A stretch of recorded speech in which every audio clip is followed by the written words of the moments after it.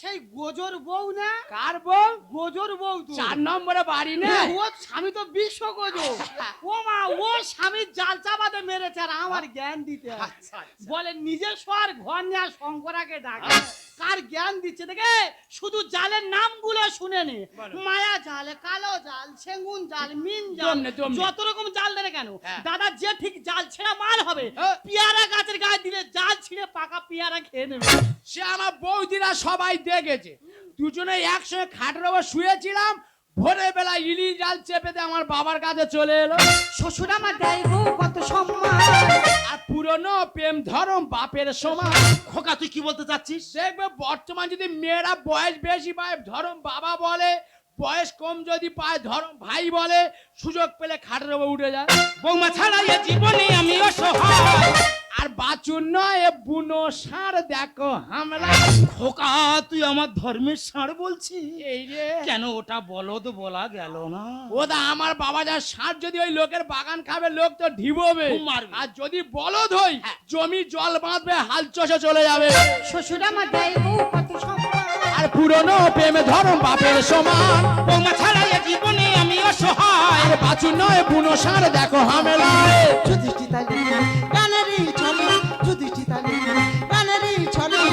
বিশ্বাস কাছে হারিয়ে নিজের বাঁশে নিজের গেল ছিল আমার ঝাড়ে।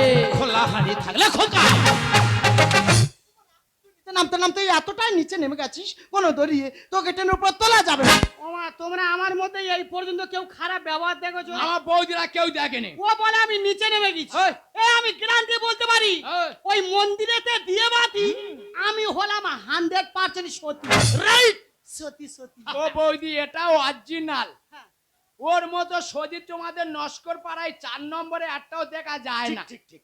ও যে মন্দিরে বাতি দেবে ভগবানের বুকে ছাতি পড়ে যাবে। ফালতু ছেলে একেবারে। দাদা দেব যে মেয়েদের হাতে টাকা থাকে মেয়েরা সংসার ভাঙার চেষ্টা করে, আর যদি ছেলেদের হাতে টাকা থাকে ছেলেরা সংসার গড়ার চেষ্টা করে। তুমি জানো যে 7 লাখ টাকা আমি তোমার হাতে দিয়েছি, টাকাটা কোত্থেকে পেয়েছি? টাকা কোত্থেকে পেয়েছো? নিজের একটা কিডনি বিক্রি করে 7 লাখ আমি তোমার হাতে তুলে দিয়েছি। তুমি বাড়ি তৈরি করবে বলে আমাকে দিন রাত আমাকে খেয়ে দিয়ে আমার ঘুমাতে দিতে না, তাই তোমার বাড়ি তৈরি করার স্বপ্ন পূরণ করার জন্য শেষে নিজের একটা কিডনি বিক্রি করে 7 লাখ টাকা আমি তোমার হাতে তুলে দিয়েছি। আর তুমি সেই টাকা দিয়ে বাড়ি না বানিয়ে রাতের অন্ধকারে আমাকে ঘুম পাড়িয়ে আমার বাবার সঙ্গে এনজয় করতে চলে এসেছে। বাহ বাহ সুমনা বাহ। ঠিক তোমার মতো মেয়ে যদি বেঁচে থাকে না, তোমার মতো মেয়েতে আরো ভালো 5টা মেয়ে শিখবে যে স্বামীকে কিভাবে ঠকাতে হয়। তোমার মতো মেয়েতে আরো ভালো 5টা মেয়ে শিখবে যে শ্বশুর কিভাবে মায়া জালে ভোলাতে হয়। তোমার মতো মেয়েতে আরো ভালো 5টা মেয়ে শিখবে যে সংসার কিভাবে নষ্ট করতে হয়। তাই এই মুহূর্তে ইচ্ছা হচ্ছে না তোমার মতো মেয়েকে ঠাটিয়ে গালেটা চজা।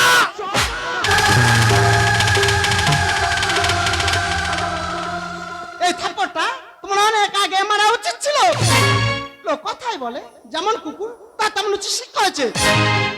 বাহ বাহ বাহ, আমার ভাবতে অবাক লাগছে যে তোমার এতটা অধপতন হয়েছে যে নিজের বাবার গালে চটটা মারতেও তোমার হাতটা একটুও কাঁপলো না। তুমি কি জানো এই মানুষটার কি হয়েছে? এই মানুষটা একজন ব্রেন ক্যান্সার রোগী। আমি বিশ্বাস করি না, এটাই সত্যি। ডাক্তার বাবু বলেছিল ওনাকে হাসিতে খুশিতে রাখতে, যাতে উনি বেশি দিন বাঁচে। ওনাকে হাসিতে রাখার জন্য খুশিতে রাখার জন্য আমি মজা করেছিলাম, একটু নাটক করেছিলাম। আর তুমি আমার স্বামী হয়ে ছি ছি ছি। থাক বৌমা থাক, আমার খোকাকে কিছু বলো না। জানো বৌমা, আমার খোকা না বড় হতে হতে এতটা বড় হয়ে গেছে যে বাবার গালে থাপ্পড়টা মারতে ওর হাতটা একটু কাঁপলো না। জানো বৌমা, আমার খোকা না আমার গালে যে থাপ্পড়টা মেরেছে আমার এতটুকু লাগেনি গো। আমার কষ্টটা কোথায় জানো? ও যে তোমাকে সুখী করার জন্য নিজের কিডনি বিক্রি করে 7 লাখ টাকা তোমার হাতে তুলে দিয়েছে, আর তুমি সেই টাকা দিয়ে তুমি আমাকে চিকিৎসা করো। কষ্টটা আমার এখানে, যে আমি যতদিন বাঁচবো আমার খোকার কাছে আমি বোঝা হয়ে থাকবো।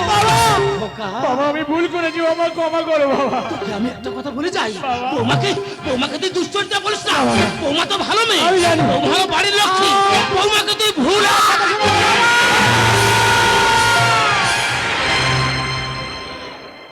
থাকো তোমার বাবা নিয়ে। আমি কোনোদিন ফিরবো না। তোমার জন্য নিজের সম্মান চলে গেছে। নিজের পিতৃতুল্য বাবাকে তুমি শেষ করে দিয়েছো। আজ থেকে জানবে তুমি জীবনের মতো মারা গেছে। বাবা বাবা তুমি আমাকে এত বড় অভিশাপ করে চলে গেলে বাবা।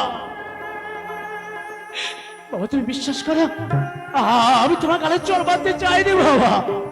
তো বৌমার গালে মারতে গিয়ে চরটা তোমার গালে পড়ে গেছে বাবা।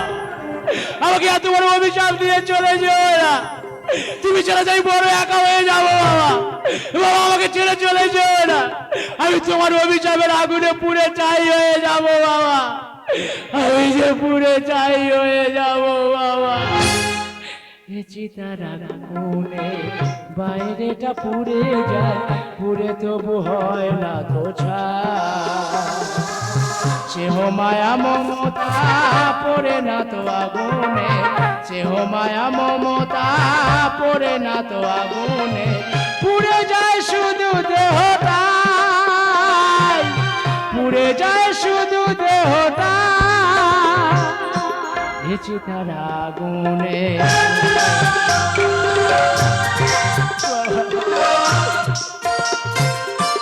জীবনেতে আসে যদি ঝড়, তোমাতেই হব নির্ভর। তুমি সান্ত্বনা দেবে, ওই বুকে টেনে নেবে। তুমি সান্ত্বনা দেবে, ওই বুকে টেনে নেবে। তোমাকে যেন ফিরে পাই, তোমাকে যেন ফিরে পাই। এ চিতার আগুনে বাইরেটা পুড়ে যায়, পুড়ে তবু হয় না তো ছাই।